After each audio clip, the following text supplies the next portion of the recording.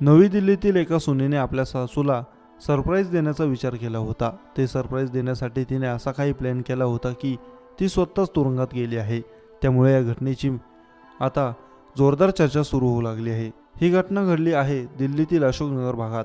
पोलिसांनी सुनेला चोरीच्या आरोपाखाली अटक करून तुरुंगात पाठवले आहे। दिल्ली पोलिसांनी सांगितले की न्यू अशोकनगर पोलीस स्थानकामध्ये एक तक्रार दाखल झाली होती। त्यामध्ये 3 लाख रुपये रोख रक्कम आणि सोन्याच्या दागिन्यांची चोरी करण्यात आली होती। ही माहिती पोलिसांना मिळताच पोलीसही घटनास्थळी दाखल झाले।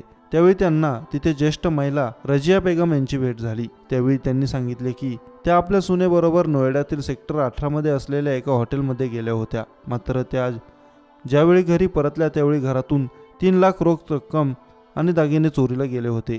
रजिया बेगम यांनी घरात चोरी झाल्याची तक्रार पोलिसात केली। यानंतर पोलिसांनीही क्राईम पथकाला आणि फिंगरप्रिंट तज्ज्ञांना बोलवण्यात आले।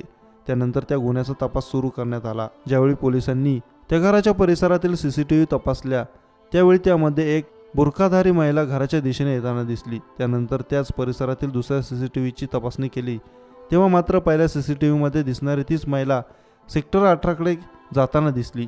चोरीचा तपास करण्यासाठी पोलिसांनी अनेक सीसीटीव्हीची तपासणी करायला सुरुवात केली। त्यावेळी एका फुटेजमध्ये महिलेचा चेहरा स्पष्ट दिसून आला। त्यानंतर तक्रारदार रजिया बेगम यांना तुम्ही ओळखता का विचारले असता त्यांनी ही माझी सूनच असल्याचे पोलिसांना सांगितले। तिच्याबरोबर त्या हॉटेलमध्ये गेल्या होत्या। पोलिसांनी चोरी करणाऱ्या सुनेला पकडल्यानंतर मात्र तिला ताब्यात घेण्यात आले आहे। पोलिसांनी चौकशीला सुरुवात केल्यानंतर तिने सांगितले की तिला आपल्या सासूला सरप्राईज द्यायचे होते। त्यासाठी तिने आधी सासूला सेक्टर 18 मधील एका हॉटेलमध्ये घेऊन गेली। त्यानंतर तिने ऑर्डर देऊन सासूला हॉटेलमध्येच बसवले। त्यानंतर ती आपल्या मैत्रिणीच्या घरी गेली। मैत्रिणीच्या घरी जाऊन तिने बुरखा घातला आणि तिने आपल्या घरात प्रवेश करून पैसे आणि दागिन्यांची चोरी केली। ते चोरीचं सगळं साहित्य तिने आपल्या ओळखीच्या घरी ठेवले आणि पुन्हा ती आपल्या सासूकडे निघून गेली।